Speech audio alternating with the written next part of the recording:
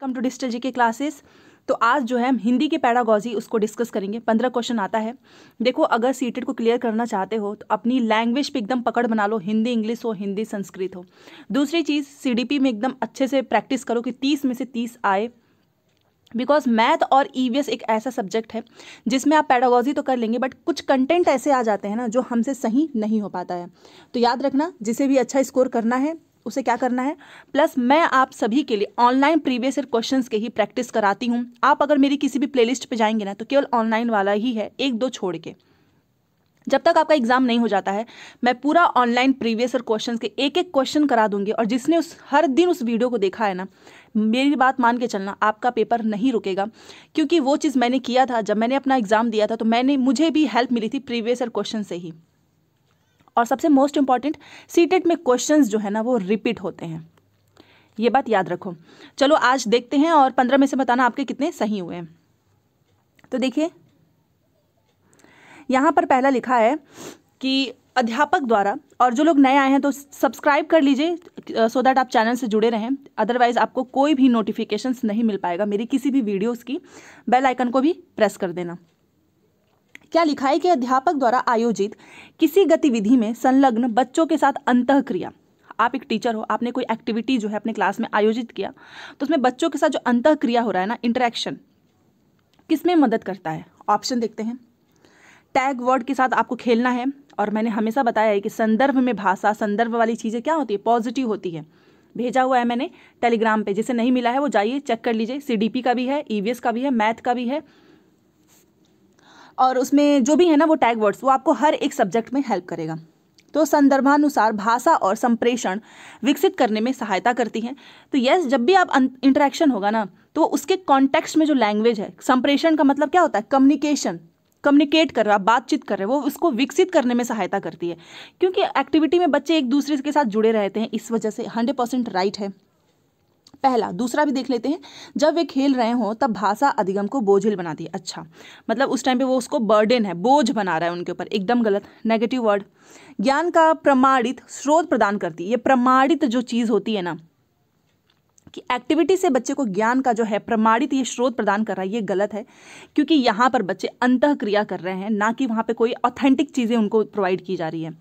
भाषा के खेलों द्वारा बच्चों को उनके घर की भाषा सीखने में सहायता करती है। अच्छा, भाषा के खेल के द्वारा जो बच्चे हैं उनके घर की भाषा, आप खुद सोचिए ना कि बच्चे तो ऑटोमेटिक वो अर्जित कर चुके होते हैं अपने घर की लैंग्वेज, वो तो टारगेट लैंग्वेज सीखने में उनको हेल्प करेगा ना, दूसरा लैंग्वेज।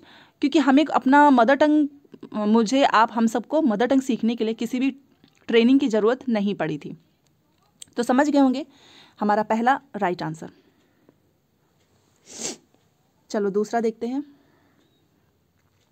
यदि बच्चे अपने आसपास, आप लिखा है, अपने आसपास 2 भाषाएं सुनते हैं तो 2 भाषाएं सुनने का यह अवसर क्या है, बच्चों के लिए क्या है। ऑप्शन देखते हैं।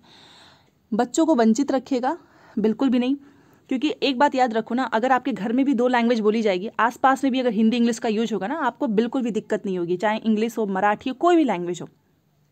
जैसे कि फॉर एग्जांपल मैं अपना बता दूं, तो जब मैं वहाँ पर रहती थी, गुजरात में जब मैं रह रही थी, तो वहाँ पर मेरे साथ भी गुजराती लोग भी थे।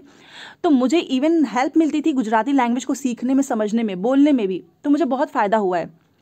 तो ऐसे एनवायरनमेंट में रहने पे कभी भी हम वंचित नहीं होती हैं, और भी चीज़ें हम सुनते हैं, सीखते हैं।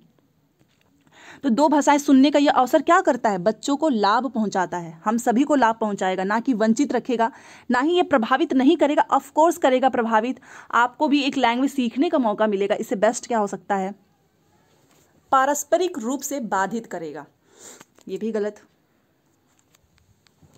तो क्या होगा, आपको लाभ पहुंचाएगा। चलो अगले क्वेश्चन पे चलते हैं। ये देखिए हमारा अगला क्वेश्चन है। निम्न में से बच्चों के भाषा विकास का सबसे अधिक महत्वपूर्ण पहलू क्या है। अब ये क्वेश्चन बहुत इंपॉर्टेंट है, क्योंकि यहाँ से आपको बताना है कि बच्चों के जो लैंग्वेज डेवलपमेंट है ना, उसमें सबसे ज़्यादा इंपॉर्टेंस किस चीज़ की है। पहला देखते हैं, उस भाषा का अवसर मिलना। यस। दूसरा, उस भाषा में प्रयोग एवं अभ्यास करना। त्रुटियों में सुधार करना, वयस्कों की नकल करना। तो आप समझ गए होंगे। और मैंने टैग वर्ड्स में भी लिखा है, जितना ज़्यादा अवसर मिलेगा ना बच्चों को, बच्चे बहुत सीखेंगे। एक बात याद रखो, टैग वर्ड जो मैंने भेजा है ना वहाँ पे टेलीग्राम पे, वो सिर्फ आपको ऐसे देखने के लिए नहीं, उसको 2 से 3 बार टैग वर्ड को पढ़ो कि पॉजिटिव में क्या होता है, नेगेटिव में क्या होता है, तभी आप सॉल्व कर पाएंगे। अदरवाइज मैं कितना भी भेज लूँगी, आपके साइड से 1% भी अगर एफर्ट नहीं लगेगा तो कोई मतलब नहीं है। उसमें क्लियरली लिखा भी हुआ है। और त्रुटियों में सुधार करना, वयस्कों की नकल करना, बात हो रही है ना बच्चों के लैंग्वेज डेवलपमेंट की, और लैंग्वेज के कॉन्टेक्स्ट में जाना है। अदरवाइज आपको 4 ऑप्शन एग्जाम में मिलेगा, चारों के चारों पॉजिटिव रहेंगे, बट आपको आपको देखना है कि किस कॉन्टेक्स्ट में हमको अपना बेस्ट ऑप्शन लगाना है। जैसे यहाँ पर भाषा की बात हो रही है, तो लैंग्वेज सीखने के लिए आपको क्या चाहिए, बहुत सारे अपॉर्चुनिटीज़ चाहिए, मौके चाहिए, अवसर चाहिए, तभी तो आप सीखेंगे ना। So option number 1 is right. अब ये देखते हैं, सारे क्वेश्चंस बहुत अच्छे हैं, बहुत हेल्प करेगा आपको, देख लेना। लिखना सीखने में कीरम काटे, वो जो स्क्रिम्बलिंग होती है ना, वो एक महत्वपूर्ण चरण है। अभी मैं आपको बताती हूँ स्क्रिम्बलिंग क्या होता है। हिंदी में इसको बोलते हैं कीरम काटे। तो स्क्रिम्बलिंग एक महत्वपूर्ण चरण है, क्योंकि बच्चे प्रयास करते हैं क्या चीज़, देखो स्क्रिम्बलिंग से क्या होता है ना कि जब भी, ये एक बहुत इंपॉर्टेंस इसलिए भी होता है क्योंकि इससे आप जो चिन्ह होते हैं ना, जो साइन होते हैं, उससे आप अर्थ निकाल लोगे। जैसे कि हिंदी में आपने देखा होगा कि बहुत सारे साइन यूज करते हैं, इंग्लिश में भी हम बहुत सारे कॉमर्स, इन्वर्टेड, ब्रैकेट, हिंदी में ही वैसे बहुत सारे साइन यूज करते हैं। हलंत का जो विसर्ग है, अगर आप वर्णमाला पढ़ रहे होंगे, आप संधि स्वर पढ़ रहे होंगे, तो आपने देखा होगा उसमें कितने, एक से बिंदी को हटाने पे क्या लग जाता है, मौ के नीचे हलंत लग जाता है, इतनी सारी चीज़ें होती हैं। तो वैसे ही बच्चों के हिसाब से भी स्क्रिम्बलिंग एक बहुत महत्वपूर्ण चरण है, क्योंकि बच्चे प्रयास करते हैं अपने लिए चिन्हों से अर्थ निकालने का। वो क्या करेंगे ना बच्चे, स्क्रिम्बलिंग से जो खुद के लिए जो चिन्ह होते हैं ना, जो साइन होते हैं, जिसे इंग्लिश में बोलते हैं साइन, उससे क्या करते हैं, अर्थ निकालने का प्रयास करते हैं। तो स्क्रिम्बलिंग का मतलब समझ गए होंगे आप, ऑप्शन नंबर 2।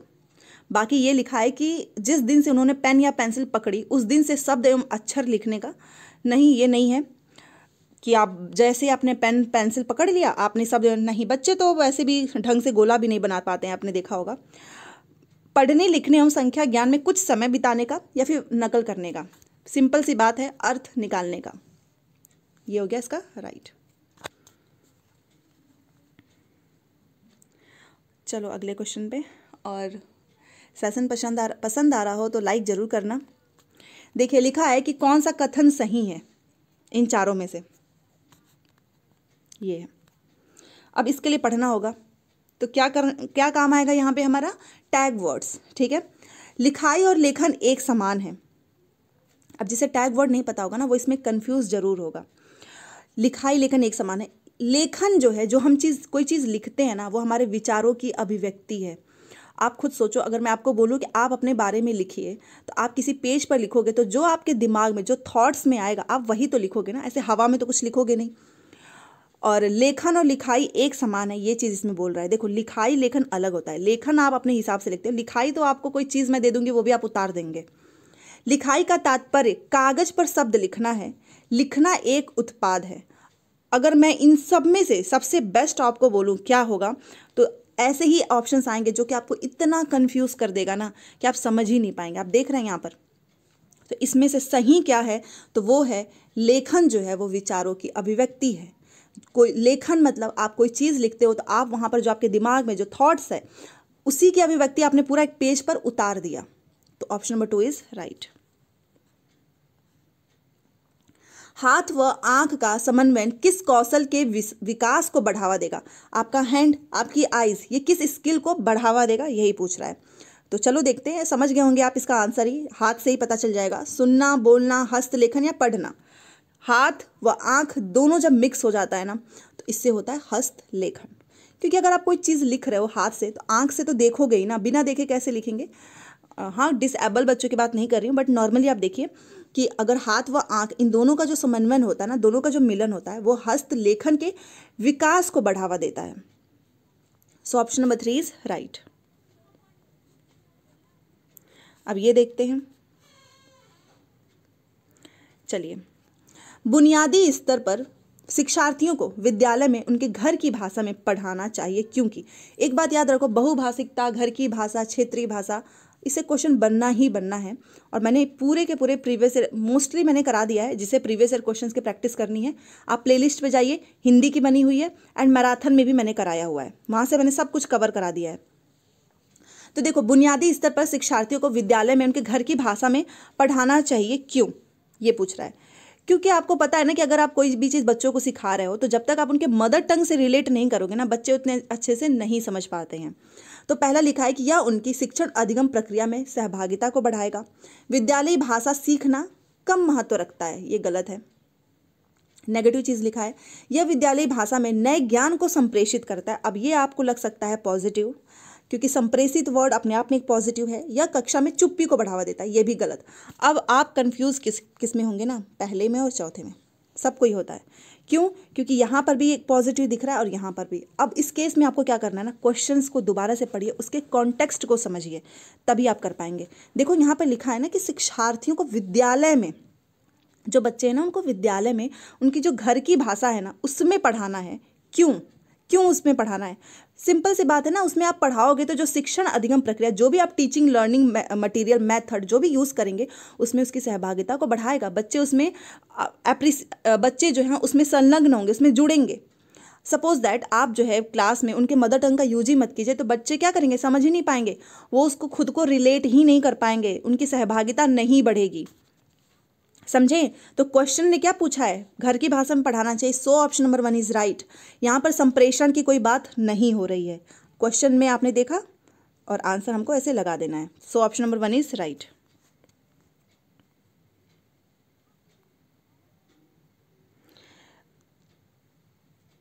अच्छा, ये तो करा ही दिया है मैंने, ये भी हो गया। चलो अगले क्वेश्चन पे ये रहा, इसमें देखते हैं। लिखा है कि विद्यालय के शुरुआती दिनों में शिक्षार्थी के घर की भाषा का उपयोग करना। जैसे बच्चे एडमिशन लेते हैं ना, तो आपको उनके घर की लैंग्वेज को यूज करनी चाहिए। क्यों? सिंपल सी बात है, क्यों करना चाहिए? क्या वो शिक्षकों पर बोझ बढ़ाता है? एकदम गलत। सभी के लिए अधिक प्राकृतिक एवं तनाव भरा है। ये देखो, ये तनाव भरा है ना, इसकी वजह से क्वेश्चंस को गलत कर रहा है, ऑप्शंस को। तनाव भरा कैसे हो सकता है? वो तो बहुत इवन यूजफुल होता है। हमेशा अधिगम उद्देश्यों में सुधार को बढ़ावा देता है। अब ये आप सोचेंगे यस हो सकता है कि ऑब्जेक्टिव लर्निंग ऑब्जेक्टिव में इम्प्रूवमेंट को बढ़ावा देगा। 4, घर से विद्यालय में सहज परागमन को समुन्नत करता है। समुन्नत, अब ये सोचें, हिंदी का एक तो है क्वेश्चन, ऊपर से इंग्लिश भी नहीं दिया है, अब कैसे लगाएं क्वेश्चन को? क्यों? क्योंकि हमारे सामने बहुत बड़ी जो है दुविधा आ गई है, क्योंकि हमें लग रहा है कि हमेशा अधिगम उद्देश्य में सुधार को बढ़ावा देगा, क्योंकि आप क्या कर रहे हो, बच्चे की लैंग्वेज का यूज कर रहे हो, तो ये भी आपको लगेगा। दूसरा, घर से विद्यालय में सहज परागमन को समुन्नत करता है, और ये भी लग रहा है। अब कैसे करें इसका सही आंसर, तो मैं आपको बताती हूँ सबसे बेस्ट क्या करना है, वो ध्यान से सुनिए। देखिए, जब भी ऐसा क्वेश्चन आए ना, आपको एक बार और बारीकी से क्वेश्चंस को पढ़ना है कि क्वेश्चन में आखिर में एग्जामिनर आपसे क्या आंसर चाहता है। खुद का दिमाग नहीं लगाना है, एग्जामिनर ने अपने दिमाग से एक क्वेश्चन को सेट किया है। तो देखो, लिखा है कि विद्यालय के शुरुआती दिनों में, मतलब स्टार्टिंग की बात कर रहा है, शुरुआती दिनों में, क्योंकि जरूरी नहीं है ना कि बच्चे हमेशा ही अपने घर मदर टंग में बात करेंगे, बट स्टार्टिंग की बात हो रही है यहाँ पे, शुरुआती दिनों में शिक्षार्थी के घर की भाषा का उपयोग करना। आप क्यों बच्चे का एकदम स्टार्टिंग में घर की लैंग्वेज का यूज करते हो? जस्ट बस सिर्फ और सिर्फ इसीलिए कि बच्चे जो हैं अपने खुद के मदर टंग में खुद को बेटर एक्सप्रेस कर सकते हैं। जैसे मैं फॉर एग्जांपल आपसे पूछूं कि हिंदी इंग्लिश में आपका इंटरव्यू है, तो आप बोलोगे, मैं बोलूँगी इंग्लिश में बोलो, तो आप क्या बोलोगे कि नहीं मैं हिंदी में अपने आप को ज़्यादा अच्छे से एक्सप्रेस कर सकती हूँ, मैं हिंदी में अपने आप को सहज रूप से अपने आप को अभिव्यक्त कर सकती हूँ, यही तो बोलोगे ना आप। क्यों? क्योंकि वो आपका मदर टंग है, उसमें आप कंफर्टेबल फील करते हैं। बस आपका आंसर निकल चुका है। ये जो है अधिगम उद्देश्य में सुधार को बढ़ावा तो देगा, बट शुरुआती दिनों की बात हो रही है, और शुरुआती दिनों में घर की भाषा का उपयोग करने से घर से विद्यालय में, जब बच्चा घर से विद्यालय में जाएगा तो वहाँ पर वो सहज परागमन को समुन्नत करता है, मतलब वो उसमें एक्सप्रेस कर सकता है अपने आप को ज़्यादा अच्छे तरीके से।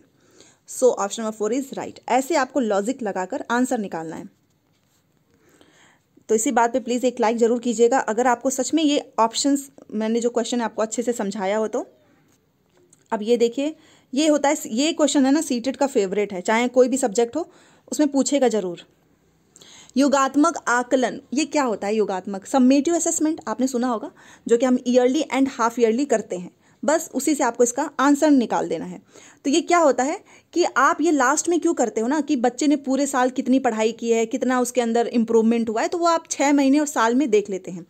तो ये क्या उपलब्धि में सुधार करना होता है समेटिव असेसमेंट? बिल्कुल भी नहीं, वो तो फॉर्मेटिव असेसमेंट होता है, रचनात्मक आकलन, जो कि आप कभी भी कर लेते हो। उपलब्धि में सुधार तो तभी करेंगे ना जब आप डेली असेसमेंट कर रहे हो। एक इकाई के अध्ययन की शुरुआत में विद्यार्थी की समझ पर तथ्य आंकड़े, ये तथ्य आंकड़े एकत्रित करना बोला है, इस वजह से ये गलत हो जाएगा। शिक्षण एवं विद्यार्थियों के अधिगम में सुधार हेतु विद्यार्थी की समझ के वर्तमान स्तर का मूल्यांकन करना। अच्छा आप खुद सोचो ना, योगात्मक 6 महीने पे होता है, 1 साल पे होता है, और यहाँ पर ये बोल रहा है वर्तमान स्तर का मूल्यांकन करना, तो ये तो रचनात्मक में होता है, ये भी गलत। उपलब्धि का मापन करना एवं गुणवत्ता स्थापित करना, and that this is right. क्यों? क्योंकि जब आप 6 महीने पे साल में एक बार करते हो ना, तो आप वहाँ पर उपलब्धि का ही तो मापन करते हो ना, कि बच्चे ने 6 महीने में कितना प्रोग्रेस किया है। फिर आप देखते हैं कि 6 महीने में उसको कौन सा ग्रेड आया, किस सब्जेक्ट में उसको गुणवत्ता हासिल हुई है, तो बस। So option number 4 is right. समझ गए होंगे आप। और रचनात्मक आकलन भी याद रखना, रचनात्मक आकलन कभी भी कर सकते हैं, और यहाँ पर मैं यही बता देती हूँ, और उसमें उपलब्धि में सुधार करने के लिए करते हैं आप। चलो अब ये क्वेश्चन, आज के जो भी क्वेश्चन है ना बहुत अच्छे हैं, और ये मैं आपको बता देती हूँ 21 जनवरी का पेपर है, जो कि शायद सबसे लास्ट पेपर था ऑनलाइन एग्ज़ाम का, तो 21 जनवरी का है, और 21 जनवरी का ही मैंने आपको भेजा हुआ है टेलीग्राम पे, पूरा पेपर सॉल्व कर लेना, बहुत अच्छे क्वेश्चंस हैं। विविध परिस्थितियों में भाषा का उपयुक्त एवं प्रभावी उपयोग करने के लिए हमें आवश्यकता है। आपको किस चीज़ की आवश्यकता है? अलग अलग कंडीशंस में आप भाषा का बहुत अच्छे से यूज़ कर रहे हो। उपयुक्त एवं प्रभावी उपयोग मतलब इफेक्टिव बहुत अच्छे से यूज़ होना उस कर सकें आप, उसके लिए क्या चीज़ें जो हैं आवश्यकता होनी चाहिए। तो चलो देखते हैं, क्या आपको भाषा के अच्छे से उपयुक्त के लिए ग्रामर्स के नियम की ज़रूरत है? बिल्कुल भी नहीं।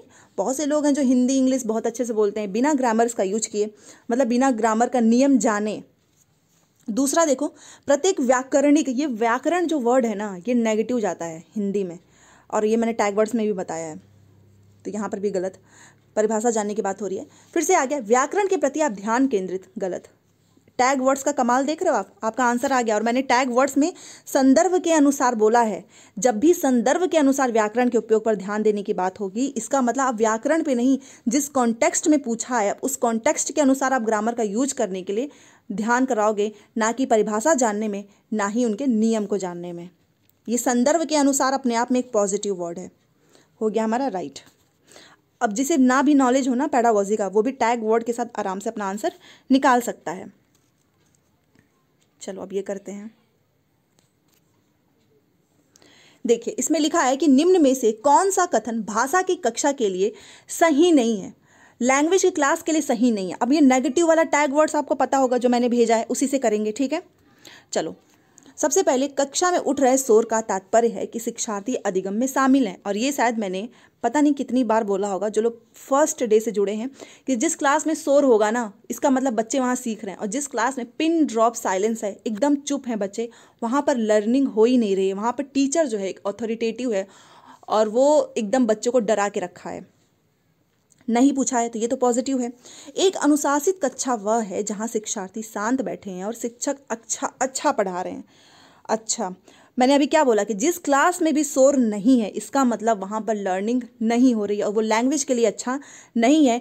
शोर होना चाहिए, हलचल होनी चाहिए, बच्चे क्वेश्चंस पूछने चाहिए, और यहाँ पर तो बच्चे जो हैं शांत बैठे हुए हैं, इसका मतलब टीचर जो है वो क्या कर रहा है, निर्देश दे रहा है केवल, और ये गलत हो जाएगा, हमसे गलत पूछा है। चिंतन करना, समूह बनाना, साझा करना, ये सब तो पॉजिटिव वर्ड है, क्योंकि मैंने आपको लिखवाया भी है टैग वर्ड्स में। एक शिक्षक शिक्षार्थियों से एक कहानी पर भूमिका निर्वाह कराता है, ये भी पॉजिटिव है। सबसे गलत क्या चीज़ है ये, और यही हमारा सही हो जाता है। चलो ये क्वेश्चन करते हैं। व्याकरण के अभ्यास, जो ग्रामर होता है ना उसका अभ्यास, ये पूछ रहा है क्या होता है ग्रामर का अभ्यास, आप बताइए। संदर्भ के अनुसार, अभी हमने किया था ना डिस्कस कि ग्रामर आपको पढ़ाना है, बट किसके कॉन्टेक्स्ट में, संदर्भ के अनुसार पढ़ाना है ना, संदर्भ के अनुसार होना चाहिए। संदर्भ के अनुसार व्याकरण गलत नहीं होता है। तुरंत आंसर मिल गया। जीवन उन्मुख केंद्रित होनी चाहिए, रटने पर केंद्रित गलत है। हमेशा आपका ग्रामर संदर्भ के अनुसार होना चाहिए। चलो अब ये क्वेश्चन देखते हैं।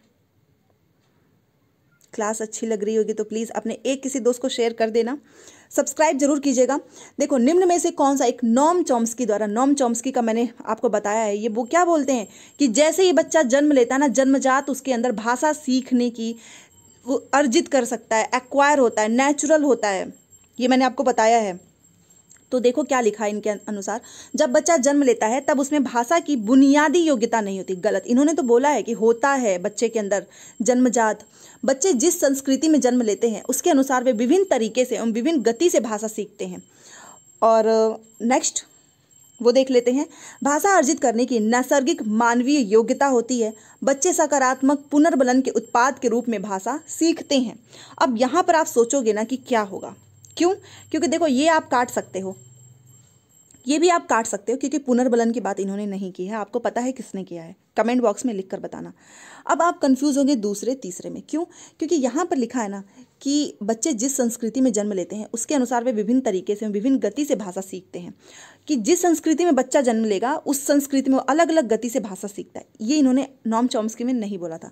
इन्होंने क्या बोला था ना कि कोई भी बच्चा हो किसी भी संस्कृति में, वो जन्मजात ही भाषा सीखने के उसके अंदर योग्यता होती है।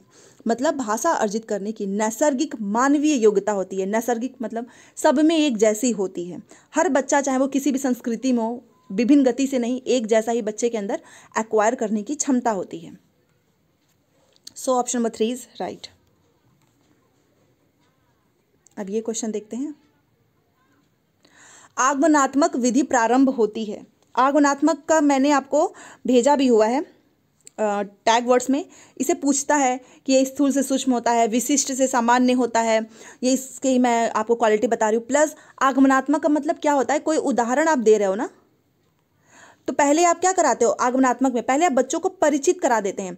अमूर्त तो होता नहीं है, देख लो यहाँ पे, ये क्या होता है, स्थूल से सूक्ष्म होता है, ठीक है। जटिल भी नहीं होता है कि आप जटिल से विभिन्न जा रहे हो, भारी सामग्री से हल्की सामग्री भी नहीं होता है। ये क्या होता है, परिचित से अपरिचित। आप ऐसे एग्जाम्पल्स का यूज करते हैं जिससे बच्चा परिचित होता है। फॉर एग्जाम्पल, अगर आप मैथ्स पढ़ा रहे हो, आपको सर्कल पढ़ाना है या फिर आपको ट्रायंगल भी पढ़ाना है, तो आप बच्चे को पहले क्लास में ही कोई चीज़ ऐसे दिखाओगे ना जिससे बच्चा रिलेट कर सके, परिचित हो। तो परिचित से अपरिचित, ये भी याद रखो, नोट कर लेना। अब चलो अगले क्वेश्चन पे। ये रहा हमारा आज का लास्ट क्वेश्चन।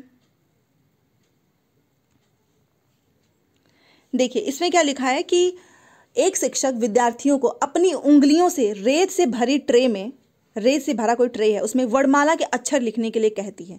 अच्छा, आपने भी ये किया होगा जब आप बीच वगैरह पे, समुद्र में या गांव में, तालाब वालाब, नदी जहाँ पर मिट्टी होती है गीली, हम वहाँ पर क्या करते हैं, रेत में ऐसे हाथ से कुछ भी ऐसे ऐसे लिखते हैं, वर्णमाला लिखते हैं। कुछ भी लिखो, क लिखो, ख लिखो। तो वैसा ही वो टीचर भी एक्टिविटी करवा रहा है। ये ट्रे है और इसमें क्या है, रेत भरी हुई है, इसमें बच्चे क्या कर रहे हैं, वर्णमाला लिख रहे हैं। चलो हमने भी लिख दिया। तो इस गतिविधि का उद्देश्य क्या है, क्या वो क्यों करवाना चाह रही है ऐसा? कक्षा में क्रीडमय परिवेश को बढ़ावा देना, मतलब खेल वाला, इसे ये बच्चे इसमें खेल से ही करेंगे ना, क्रीडमय परिवेश को बढ़ावा देना, या फिर उनमें साफ एवं गंदे हाथों में अंतर की समझ बनाना। ये तो गलत है, हाथ का गंदा साफ से तो कोई लेना ही नहीं है। उनके सूक्ष्म गत्यात्मक कौशलों को मजबूत करना। अब अच्छा ऑप्शंस आ रहा है, और घर के लगाव से उनका ध्यान हटाना। ये तुरंत काट दो, ये बिल्कुल भी गलत है और ये भी गलत है। अब क्या बचा है, पहला और चौथा, सॉरी पहला और तीसरा, ये नहीं। अब आप बताइए कि उसने क्या किया ना, रेत में जो भरी, ये एक मिनट में आपको दोबारा से अच्छे बना, ये पहला और तीसरा, इसमें डाउट है ना। ये सोच लो ये ट्रे है, इसमें पूरी रेत जो है भरी हुई है, बट वो क्या करवा रहा है, ध्यान दिया आपने, उंगलियों से करवा रहा है, उंगलियों से उसमें लिखवा रहा है। और उंगली किस में आती है, फाइन मोटर स्किल्स में, अगर आपने पढ़ा हो तो, सूक्ष्म गत्यात्मक कौशल। तो आप कोई भी चीज़ जो है हाथ से कोई भी चीज़ लिख रहे हो, पढ़ रहे हो, पकड़ रहे हो, तो वो किस में आता है, फाइन मोटर स्किल्स में आता है। तो वो इसी तरीके से बच्चों का सूक्ष्म गत्यात्मक कौशल है उसको मजबूत करना चाह रहा है। आंसर बहुत ईजी था, बस थोड़ा सा लैंग्वेज डिफिकल्ट कर दिया था, बट जिसने उंगली पकड़ लिया और जिसने इसमें फाइन मोटर स्किल्स पकड़ लिया, सूक्ष्म गत्यात्मक कौशल, वो तुरंत रिलेट करेगा और आंसर सही कर देगा। देखा, तो ऐसे ही क्वेश्चंस आते हैं ऑनलाइन में, और ये था 21 जनवरी का पेपर। डेली हिंदी की प्रैक्टिस करेंगे, क्योंकि मेरा मोटिव ये है कि आप हिंदी में 30 में से 30 लेकर आओ, सीडीपी में भी 30 में से 30 लेकर आओ, और इंग्लिश में, सारे सब्जेक्ट्स में, और आएगा। ठीक है, तो चलो मिलते हैं नेक्स्ट क्लास में।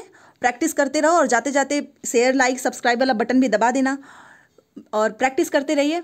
मैं आपको बहुत जल्द दूसरे क्लास में मिलूंगी बहुत अच्छे क्वेश्चंस के साथ। Thanks for watching.